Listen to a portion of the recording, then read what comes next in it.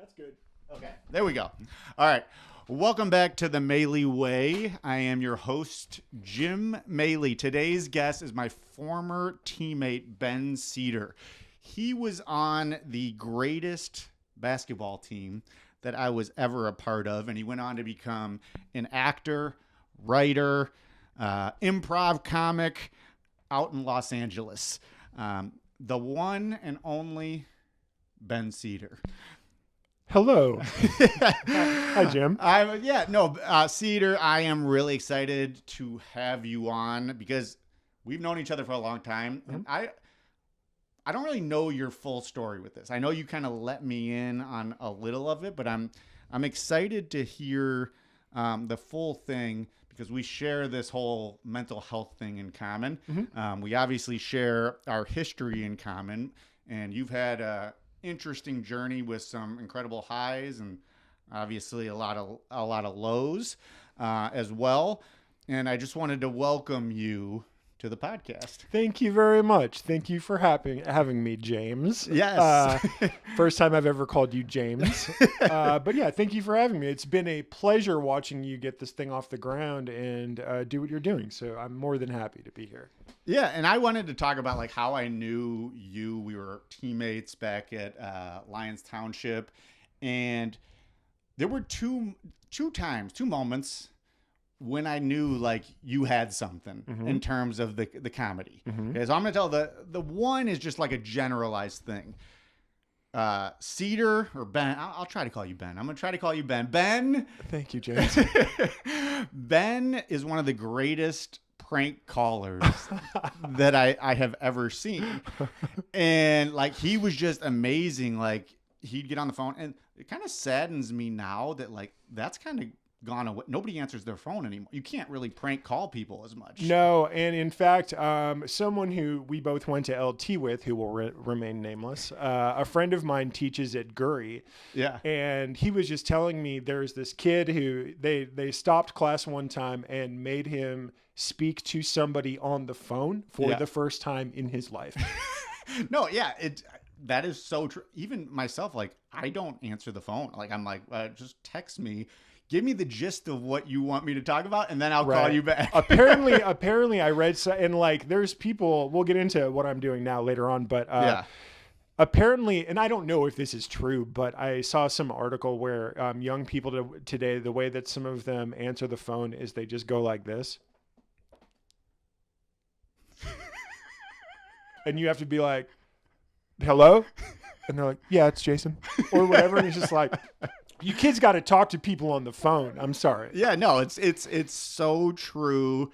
And that's like me and my wife. That's one of the things that we try to do with like our kids is like, hey, do it yourself.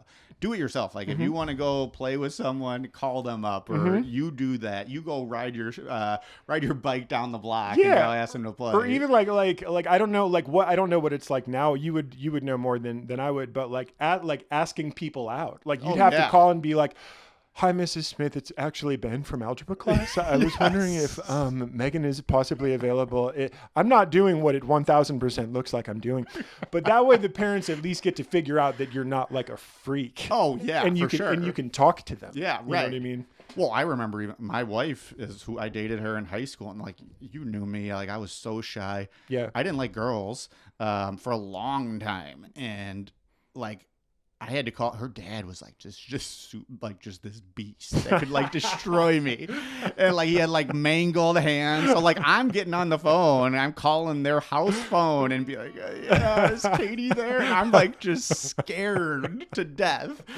All right, we've gotten sidetracked. The point is, yes, Ben is an amazing prank caller. He was able to just like come up with stuff on the fly, and like me as a guy who didn't like to talk. Like, I just love, like, sitting there and, like, giggling and chuckling. And I saw you do some great things with that. That's one of the reasons when I knew that you had something in the comedic world. Thank you. Yeah, my prank calling days are unfortunately long behind me. But, yeah, that was a blast. Yeah, and then here's the other thing. And this was hilarious. This is how you knew. So Ben knows I used to throw up every single day at basketball practice because we ran so much. Yeah. And like we ran and it was miserable and we all like dreaded it and we would like talk about what the running was going to be and blah, blah, blah. So anyways, there was this day, and we all hated it. And there was this day that Ben did something and got in trouble. Mm-hmm. Like, you were like doing something, and coach stopped practice, told everyone to get on the line except for Ben. He was like, Ben, Cedar, just because of that, you're going to watch everyone else run. And oh my God, the look, I still remember the look. Ben crossed his arms and gave like this pout face as if he was so disappointed to watch us run. And like all of us, any other person, we would have hated for like having made us run. It was like a 4. Yeah, no, I think it was like a 6. I think it was a 16, like the 16, the full 16 in a minute. Okay. And so like any other person would have hated you. If it was any other person, we would have hated it. But we were like chuckling. Even me, who like was probably throwing. I was doing like a throw up chuckle. And that's when I knew like a dude that could get people to laugh when they were doing something that they absolutely hated. I knew. Thank you. Well, just for the record, the reason that happened was our teammate Bill Kluber took it to the hole strong and got fouled. And our coach said, "Come on, Blue, start taking it to the hole strong." And I go, "He just did." And then that's when he flipped and everyone had to run except me. I felt bad making everyone do all that work, but I stand by my convictions to this day. No, you're just the face you made. I still remember it to this day. So anyways, those are my 2 things. What I wanted to ask you is like, when did you kind of know that you were going to like pursue that you had something? Yeah, probably around that time. It was something I was always curious about,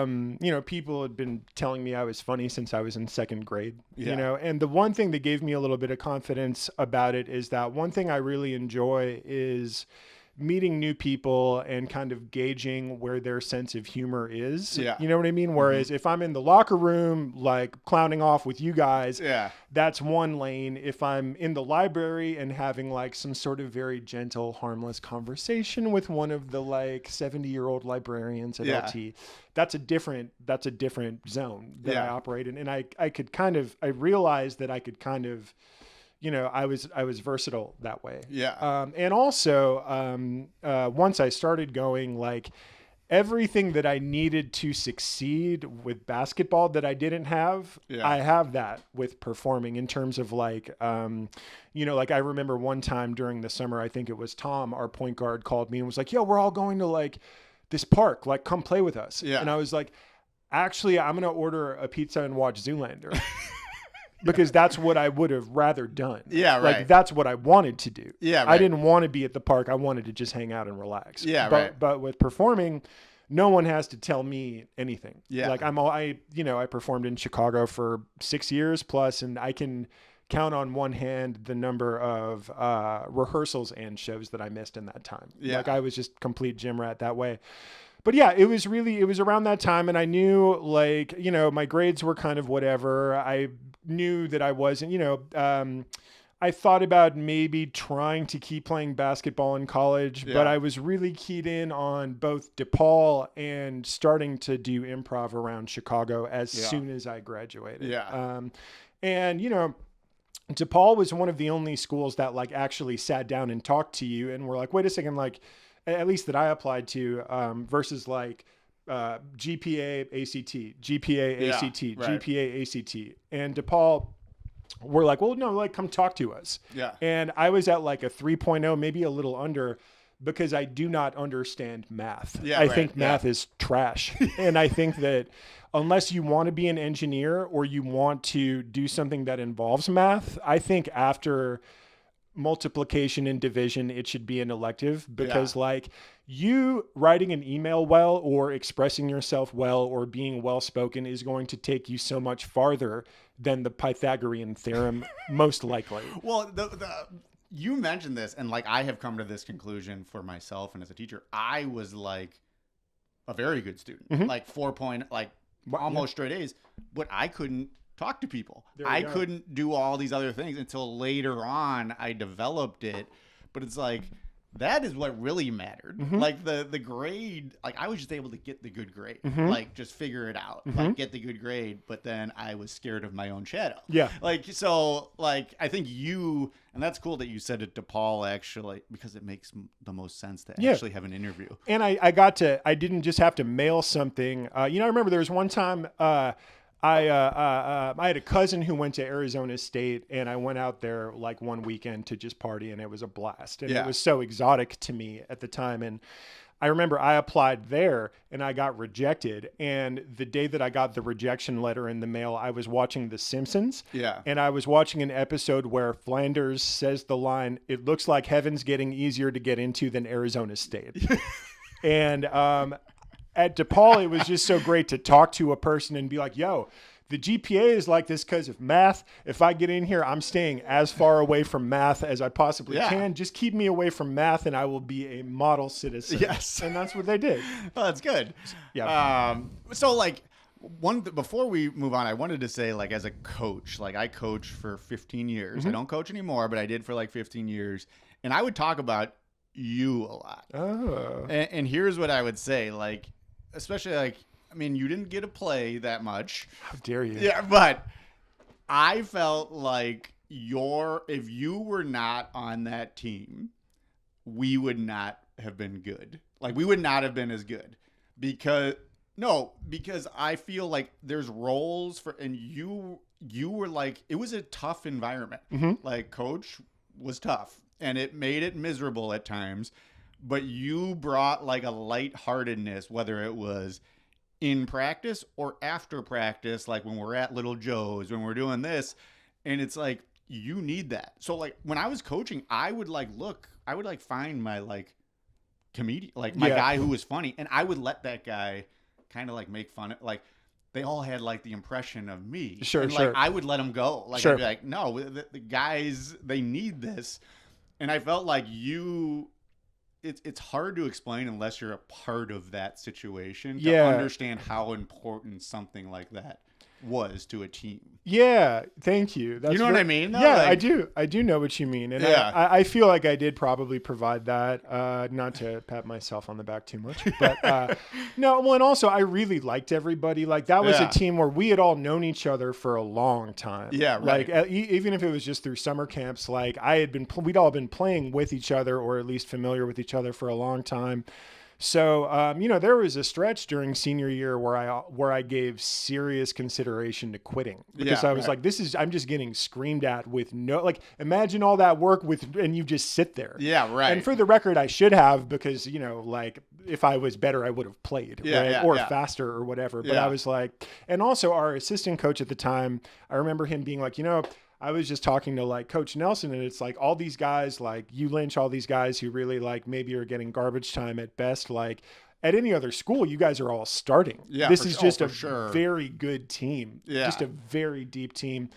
But yeah, I thought about it because there were really long stretches where I was like, this blows. What? But I stayed because I was really, like, I didn't want to bail on you guys. Yeah. You know what I mean?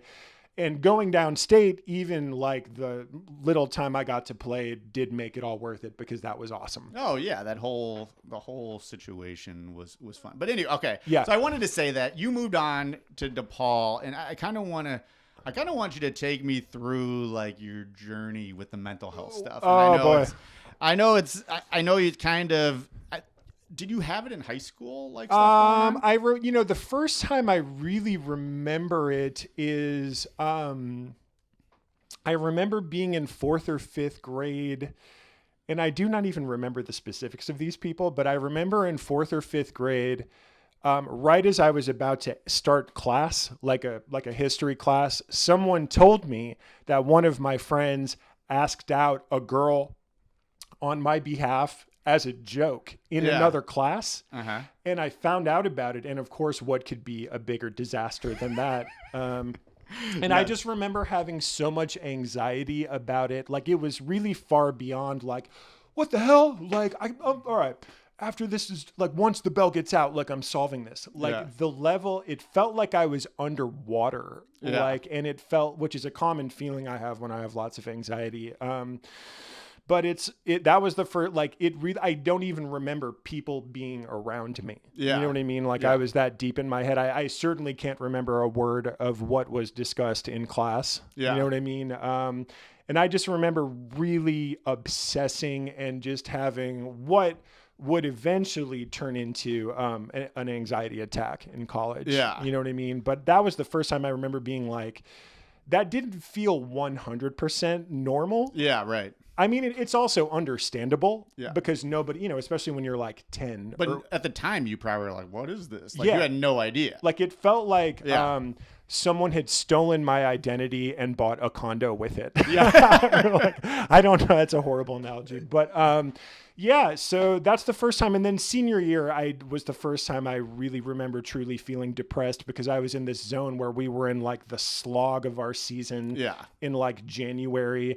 I'm not playing. I'm not going to play. Yeah. I'm getting screamed at all day. I could easily just be going home. Yeah. This blows. I'm getting rejection letter after rejection letter in the mail from college. Yeah. I'm not at the time dating anybody either.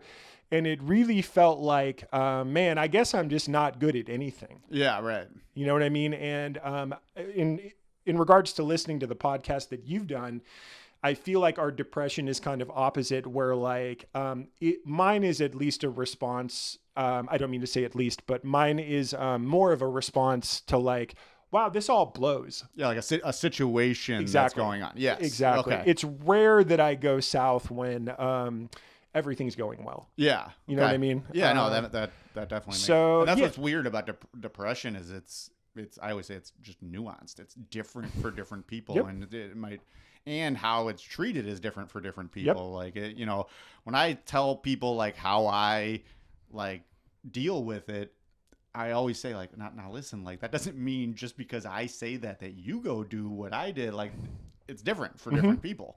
And you felt that too, right? Like it's yeah, absolutely. And, I eventually, and I remember, but eventually like the skies kind of clear a little bit. Like I got into college, we went downstate, and even if we didn't, that's over.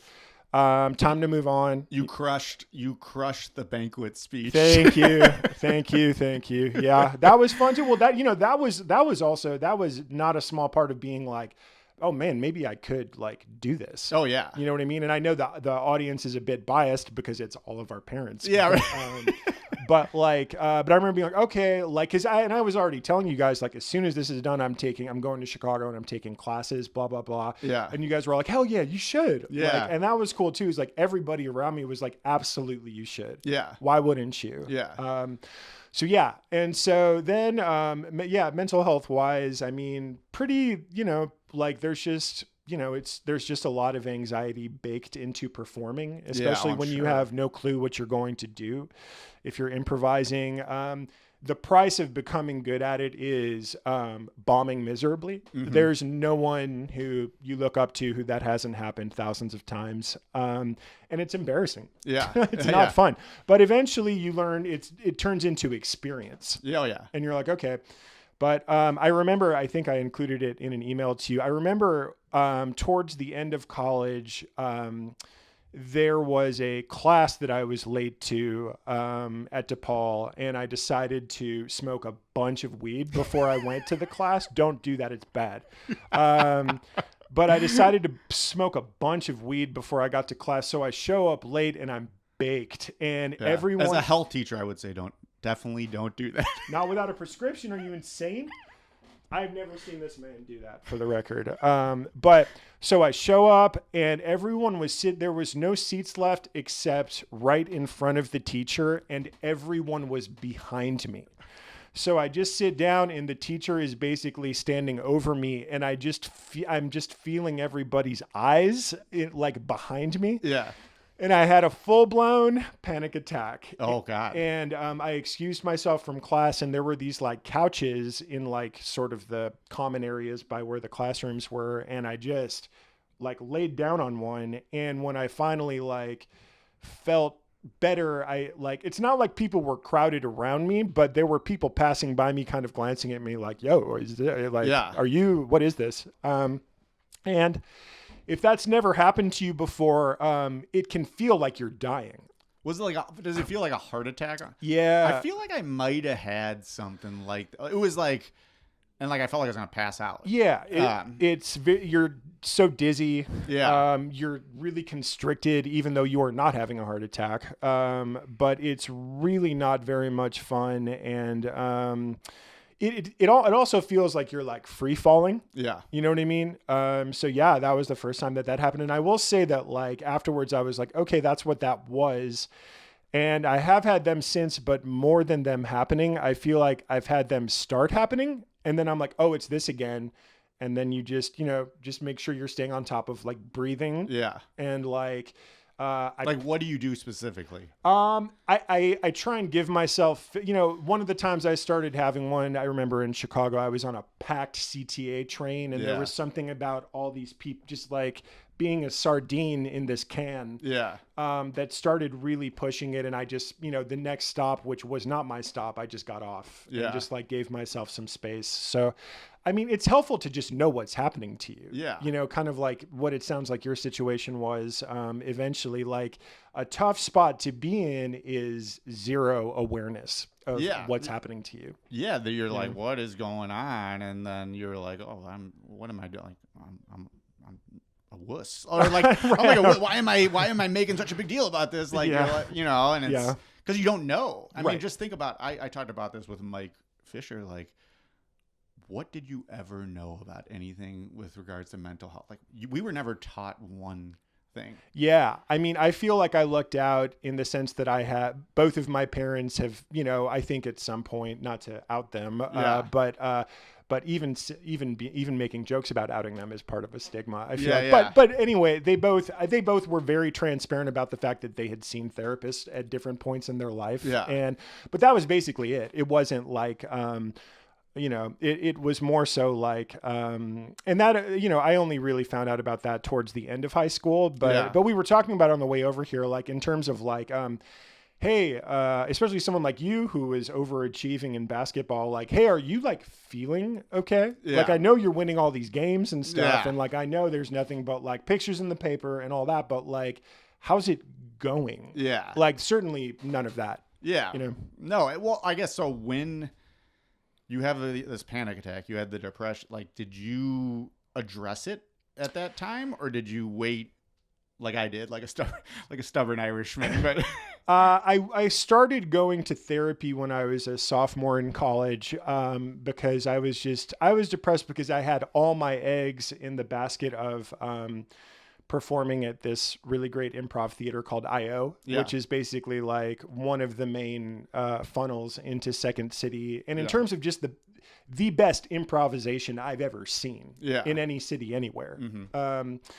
And, I was going through classes. I had to be on some bad teams before I was on really good teams. And I just remember being like, I'm not having, this is college and I'm not having that much fun. And I really hope this works out. Like, I'm really serious about this. Like, the night before I had class the next day, I would stay in. Like, no going out, no anything, just really making sure I was ready to do this. And I wasn't seeing rewards yet. And I was just really, really, really depressed about it. And in hindsight, I was 19 years old and people were paying for me to live in Lincoln Park. Yeah. So it's like, I'm pretty sure there's worse situations in life, but I did take it that seriously. Yeah. And if I hadn't taken it that seriously, I probably wouldn't have been able to do some of the things that I've gotten to do.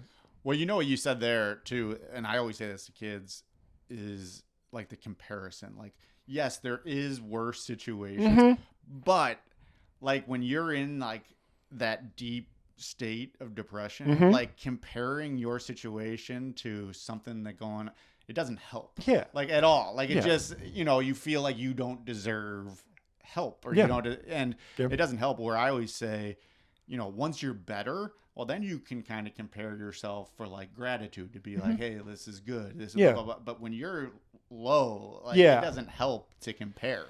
Yeah, exactly. And it just really felt, kind of those standard things like music I loved listening to I didn't like listening to it anymore. Yeah. Things I used to like doing didn't make me happy at all anymore, and also DePaul was so much more of a commuter school versus like a U of I. And I was in a dorm there.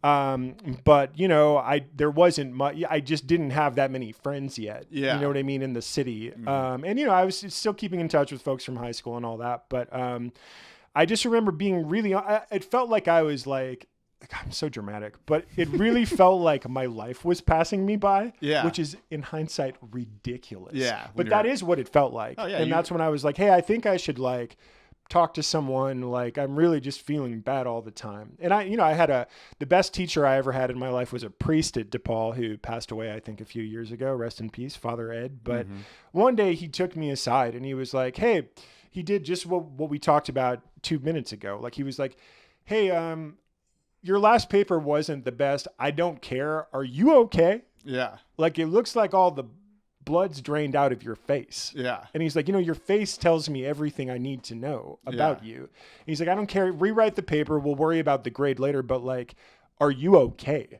Yeah. Because you don't really look like you're okay. And I was like, that's awesome. Yeah. How old was he? Was he like an older guy too? Yeah, he was like 50s, early 60s, Wow. kind of like a John Candy type character, but make it like a priest. And he would do this thing too, where if he ran into you walking around campus, he'd go up to you and he'd lock his arm in yours like this and just walk around with you, kind of like arm in arm, like you're on, like, it's like, what are you doing? Yeah. But like, he cared, and he was a fantastic teacher. And, and then eventually, much like all of this also taught me a lesson, because much like just getting screamed at for no reason every day after school leads me to this great experience going downstate with my friends and my teammates, putting my head down and pushing and just staying focused. If by the time I was like 23, I would say 22, 23, by the time I graduated from DePaul, I really began seeing all of the fruits of the work that I'd put in. And that was one of the best stretches of my entire life. Yeah. Well, so did you, when you're in that depression, did you ever think about, like, I always think about like you lose interest. Did you ever lose interest in like the improv stuff and all that? Like, did you ever want to just like be like, I'm done, I'm going to go do something else? No, never that. But I did start kind of like hiding a little. Like a lot of the people that I went through classes with ended up on this really great group that I ultimately ended up on. Yeah. But I had to like work my way up to get there. And, these people who were my classmates at this school are now on these very popular shows that are playing on like weekends or playing in front of these packed houses. Yeah. And I'm on like terrible teams with some very nice people. And a lot of them have gone on to do well. So no shade, but like, I was like embarrassed to come around. Yeah, right. I like stayed home because everyone would be like, oh, we're up to this, we're this. What are you up to? And I'm like, oh, I'm actually part of the wackest crew in town. But so and that probably means like, it's probably like sports. Like if you're with a bad group, with like a guy who's like a cancer to the team, like it ruins it. There's not much you can do. I mean, maybe you have a good scene. Maybe the group has a good show here and there. I don't mean to sound like too much of a for the record, but also once I got on this sick team, and I was on more than one too, but once you get on better teams, you realize there's really nothing you can do unless everybody's good. Yeah, right. No, exactly. You know what I'm saying? Yeah. So, anyway, but I'm glad that it paid off, but you're constantly, especially at the beginning, it took a huge amount of anxiety for me to even get on stage. Mm-hmm. I really would beat myself up if the show didn't go well. Mm-hmm. I give myself credit for being mature enough to not turn it into everybody else's problem or blame anybody else. Mm-hmm. Never did that. But I remember just being like, that is not okay. Yeah. Like, that's not okay that didn't go well. Mm-hmm. Hell no. Yeah. And eventually, after years and years of experience, I learned how to what you have to do is you have to find a way to separate the conjoined twins of keep all that, identify what you needed to do better. Mm-hmm. But you don't have to lash yourself all night. You don't have to take yourself through hell over this. Yeah. You know, I had a therapist tell me one time, a helpful tool is like, talk to yourself the way that one of your best friends would talk to you. Yeah. If you went to like, you know, or even like one of your sisters or someone and you're like, I'm feeling like, I don't know, I'm not doing great lately. Like, talk to yourself the way that they would talk to you. Oh, that makes sense. Mm-hmm. Mm-hmm. So they could still be honest, but they do it with a little, that's bedside manner. Yeah. But I was because when you're young, you're like, you know, you're out to like conquer the planet. And I just remember being like, what is my legacy going to look like if I keep doing shows like that? You know what I mean? Yeah. Like, all that crap. You know, that kind of all or nothing thinking is not helpful generally. Yeah. If I get it, it's the best thing that's ever existed. If I don't get it, I'm nothing and never will be. Yeah. Not helpful. Yeah. Well, you talked about too, like the anxiety leading up. Was it like, because I used to, before sports, super nervous, super pacing. I would get there like an hour before the game, before everyone, pacing. But then when the ball was thrown up, it was like, is that kind of how, like when you got on the stage and started, did it go away? Yeah, okay. It's almost exactly like that. I'll throw in once. I feel like this sounds so selfish, but it doesn't even have to be me. But whether the once the group or the show that I'm in gets its first big laugh, all anxiety gone. But it's almost exactly like that. Yeah. And I'm the same way. I always try and get there early. I would like stretch. So much adrenaline. Yeah. Which is, in hindsight, I'm performing at like a bar in front of maybe like 100 people, maybe like 40 people. But like, I will say every time I don't have that adrenaline, I bloat. Oh, really? Yeah. I like if you're not, you don't have that nervous energy, like anxiousness. The adrenaline equals you care. Yeah, right. You know what I mean? So I have to have that to a degree. I've done, you know, I've developed sort of a routine. Like if I have an audition, if I can, I try and get there early if traffic allows. Give yourself some time, you know, run lines outside of the place for a while, you know, like I just know what I have to do to perform at my best. Yeah. Well, so then when did you move to LA? To LA. Like when did you move out there? So I moved there in 2008, right during a once in a lifetime economic meltdown and a writer's strike. Oh, so, yeah. No, but so I was doing a sketch show with a friend of mine, and we did it in San Francisco at the San Francisco Sketch Festival, I think it's called. Wait, who was that? Was that Cedar? Chris Lee? Yeah, my friend. I watched some of that stuff. I like that. Yeah, thank you. Yeah.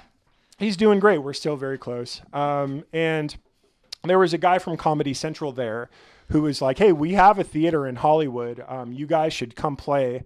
We'll figure that out, and I'll invite people. And you guys should come play that. You know, I thought your show was great. Come do it. So then we figured out a way to do that. And then there was an agent there, unbeknownst to both of us. And I didn't even know the guy from Comedy Central was there in San Francisco. I think that's the best way always. Like, I don't know that I'm supposed to be nervous. Yeah, right. You know, outside of my normal level of nervousness. Anyway, long story short, he's like, yeah, like I want to work with both of you guys. And I had no plans to move at all.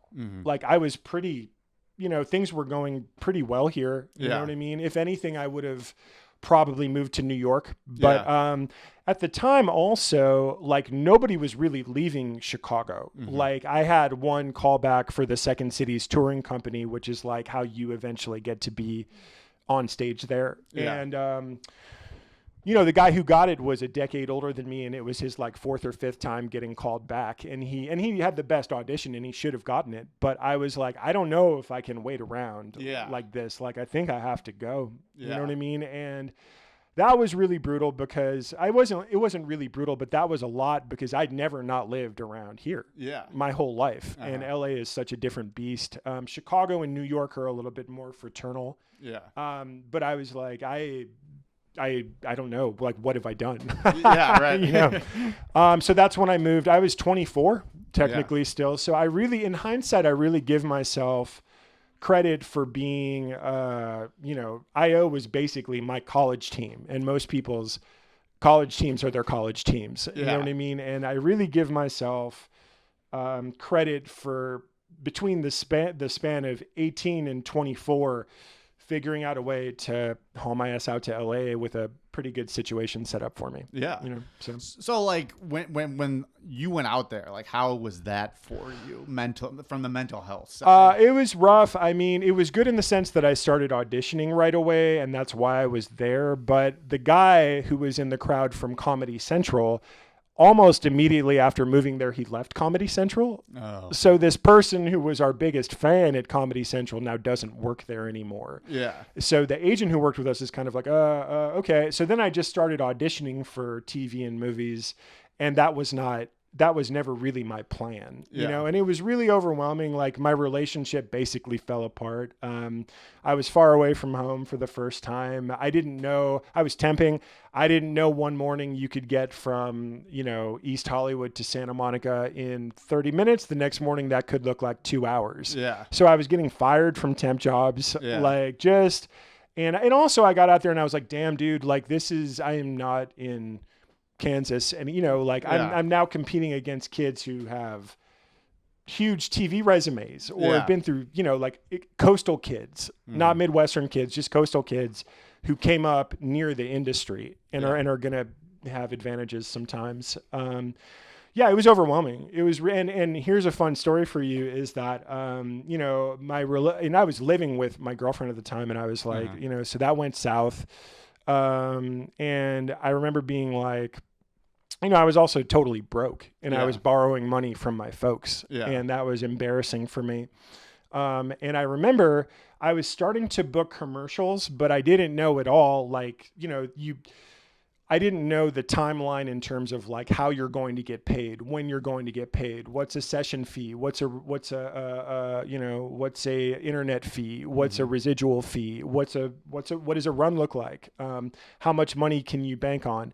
I had no clue, so I was just always checking my mailbox for checks, and you know, I was fully broken up with my girlfriend at the time at this point, and I remember.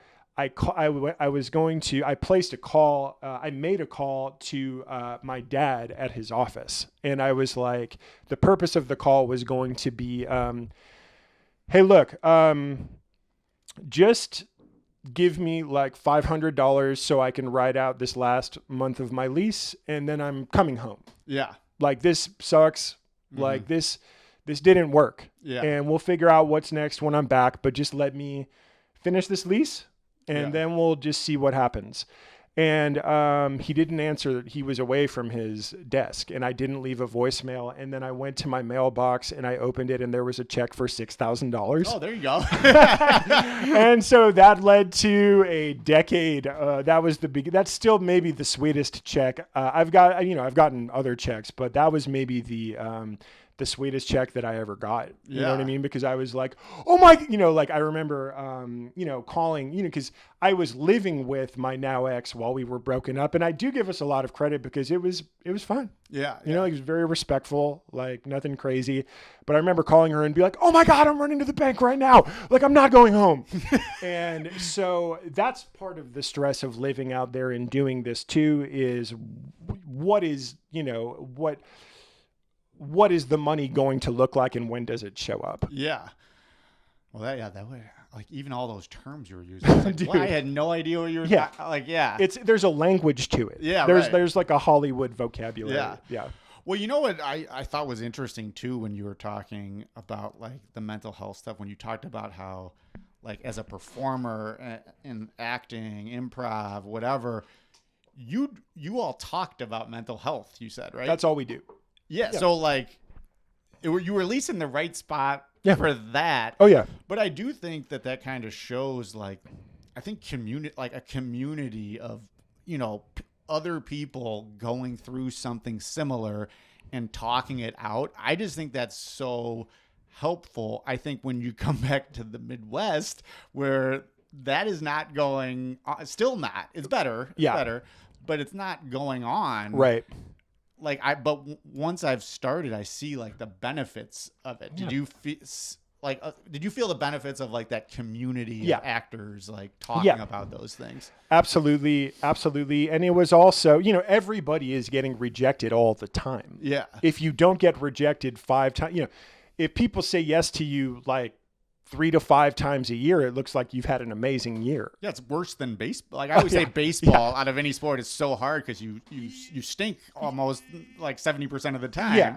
Yeah. And but no, that saved my completely. I really have empathy for like, I don't know, like you're the star of your high school play in Topeka, Kansas, and then just decide to move to like LA, not part of any scene or like community or anyone. Like, that's really hard. And, coming, because in Chicago, the IO and the Annoyance and the Second City communities were all very incestuous. Yeah. And even though I never worked at Second City, I still played with almost all of those people all the time, or regularly, and it definitely wasn't like, oh, you do this, but you don't do this. You know, LA was way more like that when I got there. I think it's a little better now, but so I did truly, like, I would be lost if I didn't come from a community. Yeah. Right. And so everyone's like, like I'd be like, what the hell? Like I've auditioned, like I'm getting my handed to me, and they're like, you just got here, that's how it goes. Yeah. Or like, you have to get your SAG card. You know what I mean? Like,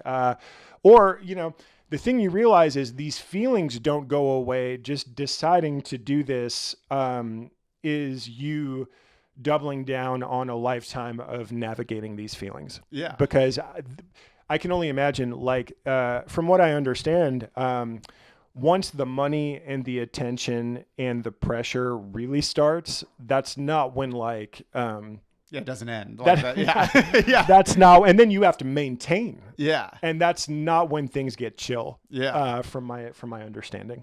So how have you been able to kind of navigate that? Like in terms of but like ways to, treatment, I guess you would say. A lot. Therapy's helpful. I should probably be in it right now, but I'm not. Yeah. But I've been to 3 different therapists, and they all did a pretty good job. I've got my little toolbox. There was someone who I dated at one point who had a good analogy where she's like, there's times where you're just like, okay, it's raining. Yeah. It's raining, and I have nothing to do with the fact that it's raining, but it's raining, so I know that. And, okay, let me see if I can at least like get an umbrella or go indoors, or at least like try and fend off the storm. I don't know if this makes sense. That's an analogy, but yeah, just therapy's helpful. The first therapist I went to is like, okay, I can't control the feeling, but I can control the feeling about the feeling. Yeah. I kind of have gone through like a bit of a buffet of different like psychology methods. One thing that's helpful, honestly, is, at least I found, is when you're struggling with something. I remember one therapist was like, or something bad happens. I had a therapist who was like, how did that make you feel? Mm-hmm. And when was the first time you remembered feeling that way? Yeah. And then you're like, oh no, I'm still pissed at my babysitter from 3rd grade about not letting me stay up to watch Ace Ventura. Oh no. But you know what I mean? Like it's that kind of crap. And I just, exercise is huge. Yeah, sure. I say after you pick me up from a beef store. Yeah. But you're back here. You got to get a beef. I have or to. 5. Yeah. Italian sausage. Yeah. The healthiest thing I could do, I'm a big walker. Like I'll crank off like a 13-mile walk. Yeah. You know what I mean? Like, that's the healthiest thing you could do, probably. For sure. Is exercise, because even if you're still pissed off afterwards, you're at least less pissed off. Yeah. You feel better. How about, when I see you drinking water, I always talk about this.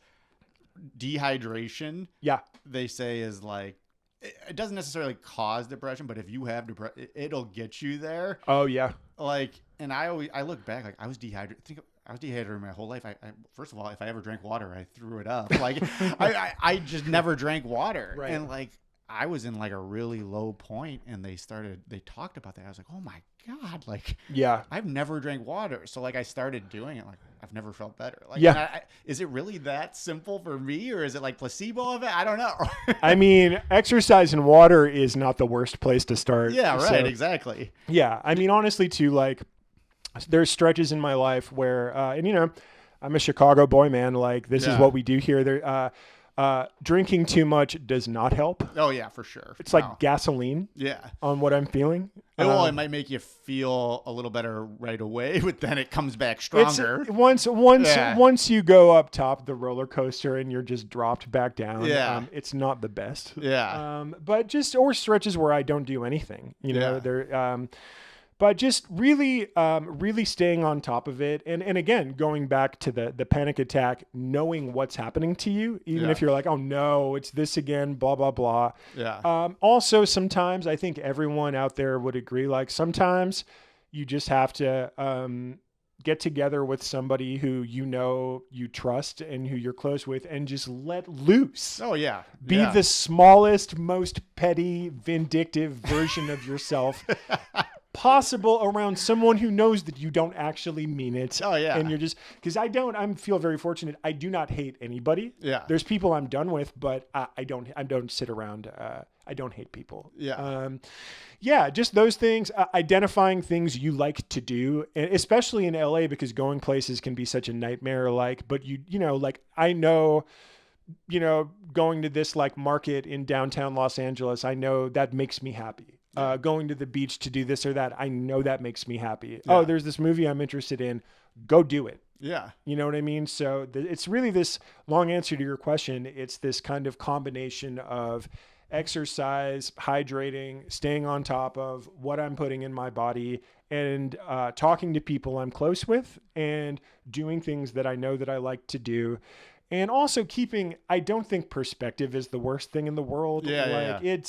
It could probably, like we talked about, it's a fine line, because you don't want to go through life feeling like you can't complain about anything because you weren't born in like war-torn Bosnia or so, you know what I mean? But at the same time, like you might want to, keep the pity party in check sometimes. For sure. So just really, and these things take a life, I'm 42 now. These things take time and practice to really put into effect. Yeah. What did you ever do like medication? No. Never did medication. Okay.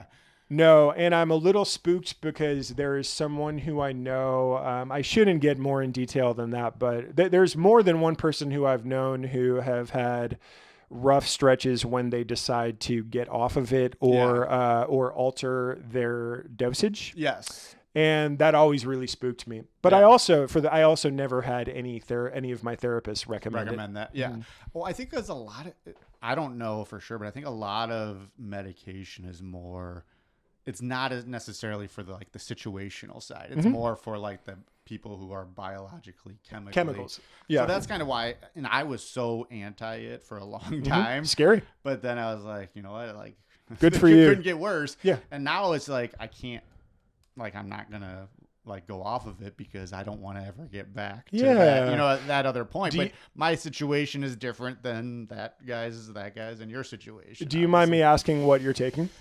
Yeah, sertraline, which I think is like Zoloft. Oh, Zoloft. Yeah, very, very common. Yeah, absolutely. And good for you. And you doing that, even though it probably was scary the first time you went on it, that's part of accountability. Yeah, for sure. Like you can't, one thing, and we'll get into this later, I'm sure, but I work at a mental health clinic now, and a lot of times the one word that keeps flashing in my mind is accountability. Yeah. Like nobody is going to come cradle you up and save you and like put you into the perfect life. Yeah, right. You know what I mean? So you've got to take those steps, and I'm glad that you did. Yeah. Well, no. And then I wanted to also ask is like, because I told you like, this podcasting thing is like therapeutic for me. Getting up in front of people and like talking, giving my presentation about mental health. It's therapeutic. Even though I'm reliving some like not fun stuff, it's still like I end up leaving. I'm like, oh, I feel good about myself that I'm doing something to try to help other people. Yeah. Does getting people to laugh like or being on stage, is that any form of like therapy for you? Yeah, I think so. I know we texted a little bit about it. It's more, I almost view it more as self-care. But the reason I say that is because I know that it's good for me. Yeah. And I know that it makes me happy. And I know that I care about doing a good job very deeply. But But the one thing that you can, and I know this isn't really what you're suggesting, is I'm not up there to make people watch me work out my in front of them. Yeah. Right. You know what I mean? Like, I have to go beyond that and just entertain them. Yeah, right. You know, because it's easy to, everyone has done it. If you've had some kind of weird day and then you're improvising too, you kind of like, you could bring something into it or whatever. And it's not always bad. It could easily work. But yeah, it is therapeutic for me in the sense that it is, you know, it's what I've devoted my entire life to. Yeah. But yeah, it is. It's more, I view it more as like self-care than I do like, it's my therapy. Yeah. You right. know? Well, and I use the like, I'm going to give you one of these t-shirts. Please. I'm also going to send you a sweatshirt, but Please. I don't have your size anymore. Oh, terrible. But anyways, on it says share selfishly. And it's one of the like concepts that I used to say when I coached, screen selfishly. So like, hey, if you want to get yourself open, go set a screen for someone else. Then just roll. And you'll get open. Yeah. So like now when I like share like all this different things, and I'm thinking the same with you, like I am doing something to help others, but by doing that, it helps myself. Yeah. Do you feel that like when you're doing something to get somebody to laugh? Yeah. And I feel like that kind of must give you, or even doing this, like talking about this stuff, like I don't know, I imagine you're gonna like feel good that at least you were doing something that like could maybe help someone. Oh, absolutely. Yeah. Yeah, of course. No, it's when it goes well, it's hugely gratifying. And I was just thinking last night with my folks, happy 50th anniversary, wedding anniversary 50th. to my folks. That's why I'm here. But we watched there's a new documentary about John Candy, and they show. I heard is it good? It's great. Yeah, I heard it's awesome. It's and they show some old SCTV clip of him from like the 70s, early 80s maybe, but it was so goddamn funny, and my entire family was just laughing so hard. And I was walking around my folks' house today just thinking about like how it was just really nice to just laugh really hard. Like unselfconsciously, like I'm not in control of this. I'm just laughing super hard, and how it really like brightened my life. Oh yeah. And if I can provide that for literally anybody, then that is my version of sharing selfishly, where it's I hope that, you know, there's nothing better than if someone comes in who's had a terrible day, or they're not in a good place, or they're pissed, and you could make them just forget about life for 45 minutes. Yeah. Or when they're done, they're like, you know, it's not so bad. Yeah. Or like, oh man, I really needed that. Like there's nothing better than that. Like, oh, I really needed that. Thank you. Yeah. Because there's like an old Kurt Vonnegut quote or something that's like, laughing and crying are both basically just like expressions of exhaustion. Oh yeah. Yeah. So if you're just like dying laughing, you probably really needed it because you've been putting so much effort just keeping the trains running on time. You know what? I was listening to him. I got sidetracked when you said Vonnegut. Do you remember Back to School? You ever seen that with Rodney Dangerfield? No. Oh my God, you got to see it. So basically, Rodney Dangerfield goes back to college, and like he's like 40 or something, but he's loaded. And he's like just like paying guys to take his classes for him, and like so he writes his paper. And the professor was like, whoever wrote this knows absolutely nothing about Kurt Vonnegut. And then the next scene, he opens the door. He's like, Vonnegut. So Kurt Vonnegut's right there. You're fired. So like Kurt Vonnegut wrote the paper. That's great. But I don't know. That has nothing to do with what we're talking about. But it just kind of reminded me of it. Yeah, and you're like, nice, dude. Yeah. It's not so bad. Good Lord. So the other thing I wanted to ask you too, because I always talk about this. Like when I was like dealing with depression, especially when I was younger and I wasn't telling anyone, I felt like I became a good actor. And I feel like I just like was able to kind of manipulate people to think that I was doing okay, all this stuff. And like, I've kind of come to the conclusion that I feel like do you think a lot of like actors deal with depression, and it like is kind of like a training, like it like trains them to become great at what they do? Do you think there's anything with that? Jim, 100% of actors do that. Really? Well, yeah. I don't know anybody, especially if they're any good. Yeah. I don't know of anybody who's not in therapy. You have to, it can be really hard. Or like stand-up comedians too. I know there's a lot of stand-up comedians who deal with the yeah. Well, because you're always, regardless of what you're doing, you're always spiking and crashing. Oh man, that show went amazing. Next one was terrible. Yeah. Oh man, that audition went great. Didn't get it. Yeah. Oh man, I did get it. They're not putting it out. Or they're taking forever to put it out. Uh-huh. I really hope this check is in the mail today. It's not. Yeah. You know what I mean? So it's very insecure. Yeah. And it's also amazing. The thing you realize is that everybody feels this. John Candy felt that. Yeah. You know what I mean? One of the best, arguably the best performance of stand-up comedy in human history was done by Richard Pryor in Long Beach. Yeah. And he just walks out on the stage before the lights have gone down and starts performing, and you could see people like running to their seats because it's an astonishing performance. Yeah. And on a documentary about him, he does a show in LA 3 days before that show that's so bad he stops in the middle of it and tells everybody, let's just go home. Really? Yeah. He's like, look, this blows. You guys aren't having fun. I'm not having fun. This is terrible. Let's just go home. Like, I hate this. 3 days later, just destroys. So it's really hard. And I can only imagine when there's millions of dollars and tons, just everything coming at you, everybody trying to convince you to do things, everybody asking you for things.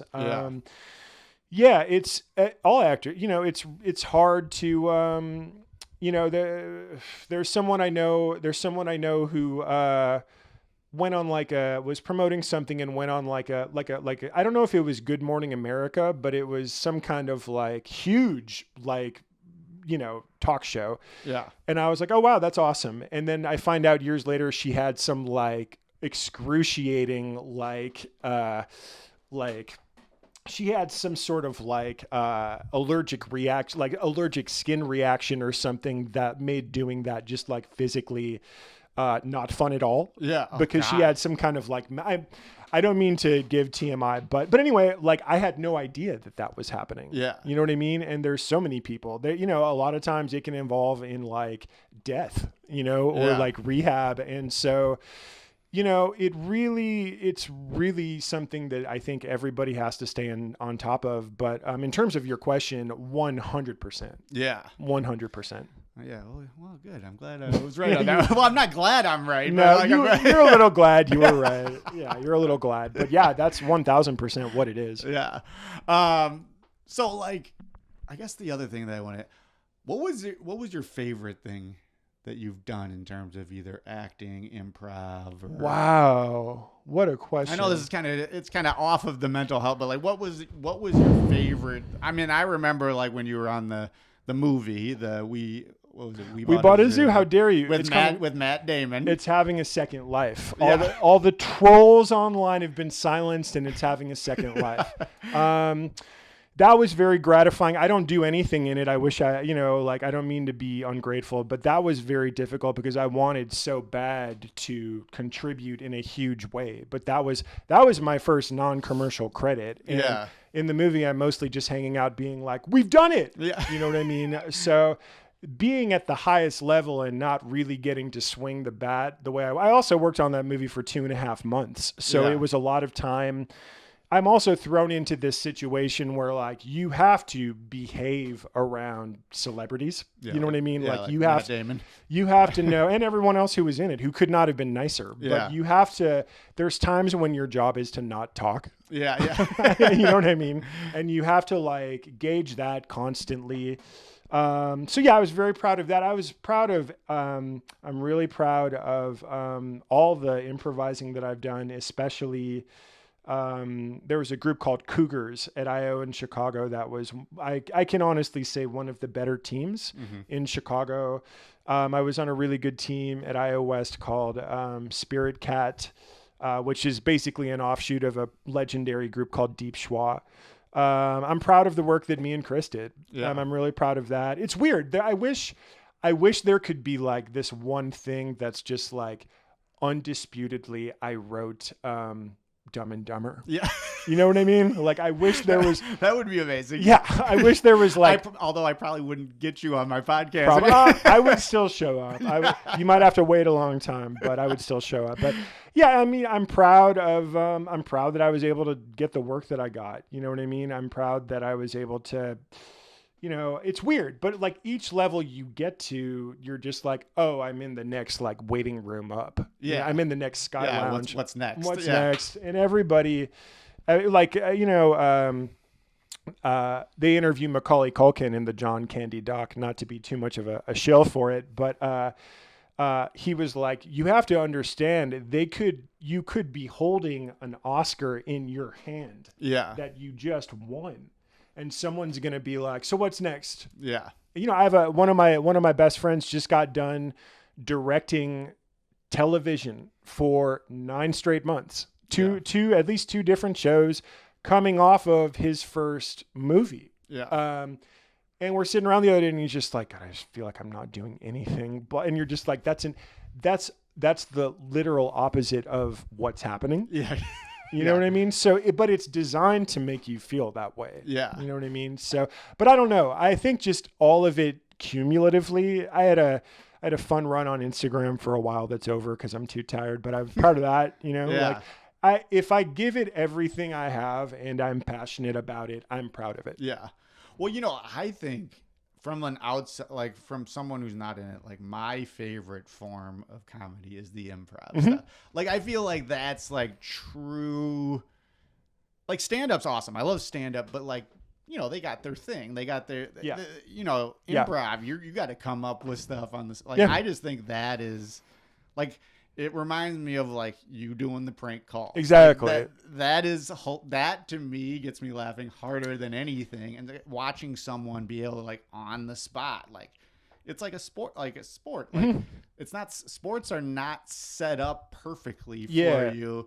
And you have to improvise in sports. You have to adjust. Like, that's why I say there's all these guys now who are great at drills and stink in the game. Oh, interesting. Because they just drill, but then they get out there and they can't react to what else is going on. Yeah. And that's one of the reasons why, from a comedy standpoint, I think I love the improv. Yeah, and I think that us playing basketball was a natural succession to me getting there because you're with a team. Like, I like playing with teams. Yeah. Like, I've had so many people be like, why aren't you doing stand-up? Like, you'd be good at it. Like, what the hell? And there's so many more rewards in that world. And you are like a literal product. But to me, I love the idea of not knowing what I'm going to do. And you're exactly right. With basketball, we know the plays. Yeah. But like, you're improvising. Yeah. Something goes wrong, loose ball, rebound, whatever, you're improvising. Yeah. You know what I mean? So I really liked that. And yeah, I love it too. And I'll tell you, I've seen so much comedy. And I will tell you that I have never seen audiences lose it like they do if they're watching really, really great improvisation. Oh yeah. And I've seen stand-ups destroy. I've seen, you know, and that's not a knock. I just mean there's something about the spontaneity of it and that everyone in the room is wondering what's going to happen, including me. Yeah. I don't know what the hell is going to happen. And it just makes people start short-circuiting and going crazy. Like crying. Like I've cried laughing at improv stuff. What I want is the types of laughs I always want. I want it to sound like a wall. Yeah. I want it to just sound like a wall. I'm not interested in this. Yeah. I don't want that crap. Yeah. I want this wall that sounds like a brick wall. Yes. Of just sound, because everyone is laughing that hard. And I've been able to get it handful of times. And like people just, and it's hard to film. Like it's hard for that to transfer to like, because so many people have tried to make TV shows out of it. Whose Line Is It Anyway? That's like short form. We go for like 40 minutes and there's story, you know, different subplots that are going to hopefully weave together and all that stuff. But I agree. And that's why I still try and do it when I can. But people go crazy if you can really, really crack it. Yeah. I remember 20 years ago, Katie and I were like yeah, 20 years ago, we're dating. And we went to this improv thing in the city, and I can't repeat it because I can't repeat it. Uh-huh. But me and Katie will still say it. Yeah. Like, and this is 20 years ago. Yeah. But I just remember how hard we both laughed. Yeah. And it was like together. And I feel like then the person up there, they feed off of that. Yeah. And like now they really start cooking. Yeah. Like, Yeah. Well, and that's a tricky spot to be too, because when it's going really well, that's when you really have to exercise taste. And that's when the artistry comes in, because you can't get to, you have to stay composed. Yeah. You can't start selling out or, I don't know. But yeah, no, the audience can be one of the best directors. Yeah. Mm-hmm. Well, all right. So we're kind of running. The last thing I wanted to talk about was what you're doing now. You kind of alluded to it earlier with the nonprofit mental health. Yeah. Like, what exactly are you doing with that? Like, I'm just doing office work. Like, I'm just like an admin assistant. And what I do is I work at a clinic in Culver City, that offers therapy, group therapy, medication support through psychiatry, and case management. Yeah. And it's a Medi-Cal based clinic. And so when people call, I have to be like, okay, do you have the right insurance? What is your story? What are you looking for? Here's the timeline. I have to be like, what's going on with you? Yeah. I have to be like, do you have a history of substance use? Yeah. I have to be like, do you have a history of mental health or substance related hospitalizations? Yeah. Are you on medication? So I have to go through all this stuff with everybody who calls, and then I get them scheduled. Okay. And so, I talk to all different types of people. So how does that, does that affect you in a negative way? Yes. Yeah. No, you know what? Because you probably aren't allowed to like talk through it with them. No. Yeah. No. There's times when people just start going, and I have to be like, yo, I am not a therapist. Yeah. Right. Yeah. And this isn't your intake. Yeah. Right. I'm going through all the pre-screening to get you to your intake. But some people are just like, I'm like a volcano, and I just have to start telling you what's going on with me. And then I just try and keep it on the rails as much as I can. It is gratifying in the sense of like, I feel like I'm at least doing something good. Yeah. You're getting them to. Yeah. And I believe in the clinic and the people who work there.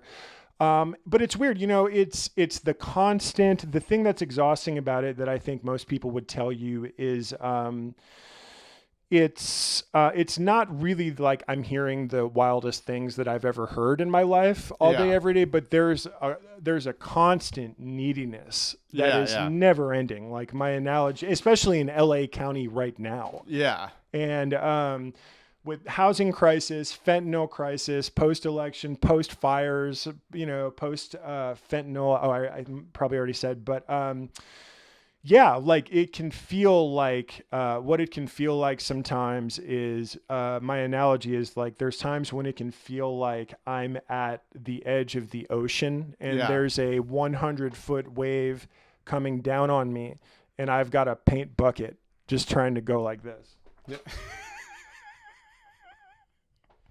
So it can be draining. Yeah. But it's not like I'm ever like scared or like anything like that. It's just, there's just so many people hurting. It's gotta be tough. Well, and you can't, like, I think if you could like maybe talk to them a little about it, it might at least alleviate some of that for you. Like that, you know what I mean? Feel like, constantly hearing people talk about stuff like that when you can't like do something. Yeah. That probably it's got to be tough. And I know you said I don't want to say, are you going to continue to do it? Probably not as my career. Yeah. And also I'm in such a wild place. I'm in such a wild city for this. Yeah. You know what I mean? So, but they do let you go and do like acting stuff. Yeah. And, they do. And they're very nice. And,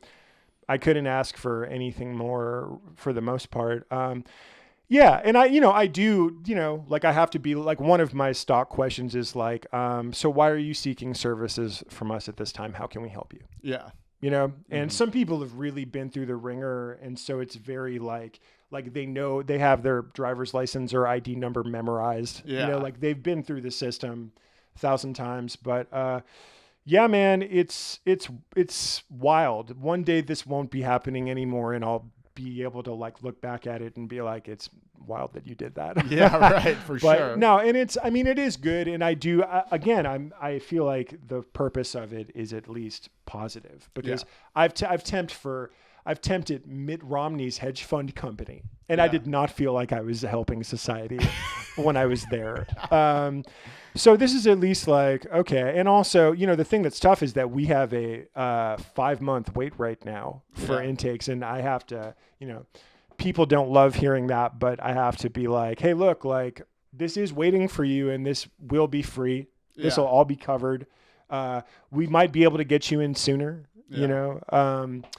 So yeah, I don't know, man. You've caught me at kind of a loose, wild time in my life, but I feel like once everything kind of stabilizes, I don't know. It's a weird time, but I don't know. It feels like if I just figure this out and hang in, it feels like there's that state championship or that great team waiting for me on the other side of this. Nice. I like you know that. What I mean? I like that. So, all right. So I wanted to give you a chance to plug where could people find you? Maybe nowhere. Instagram. You can find me on the LA subway or the buses where you can find me. I don't know. Most of my stuff's on Instagram. I've got some stuff coming out that I don't want to jinx by talking about, but I've got irons in the fire, man. I'm always out there hustling. You know how I roll. But just follow me on Instagram. That's the greatest thing you could do. Well, what is your Instagram? Just my name. Oh, at Ben Cedar. Mm-hmm. Oh, there you go. Mm-hmm. No, I wanted to, this was fun. Was that a question? No. Well, did you think it was fun? I did think it was fun. I thought it was fun, and I liked hearing about your story. I'm a big. I don't know if you didn't know my mom as a teacher. My mom was a substitute teacher, and she was a big storyteller. And I've kind of become I like telling stories. I like hearing stories. So I liked hearing your story. So I just wanted to thank you. You're very welcome, man. And your mom was the best. And I know everyone who rolls through says it. And I never had her as a teacher, but I just remember her always being the nicest. Yeah. Just the way that your dad was too. But yeah, man. Wait, can we tell the story? What story? When you... Oh, yeah. Yeah. So you tell it. Well, this brings it back. One thing I'm a little in my head about is my thing is not prank calls. For anybody who knows me, I think that was a hilarious way to kick off this conversation.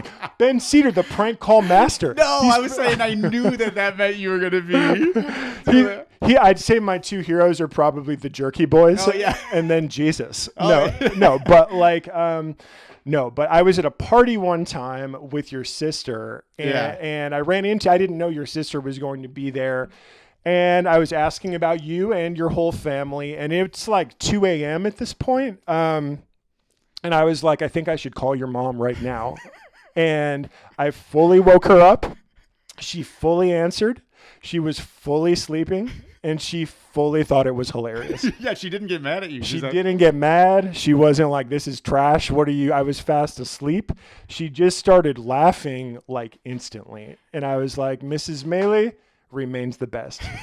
Well, you see, that's kind of reminds me of the running thing.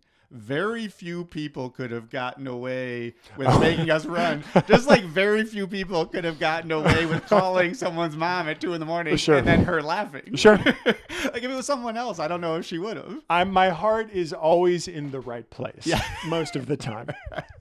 Well, Cedar, thank you so much for coming out. You're very welcome. Sharing your story. And as I always say, we share our stories to help others. But in doing so, we end up helping ourselves because that's the Maley way. Thank you, Jim.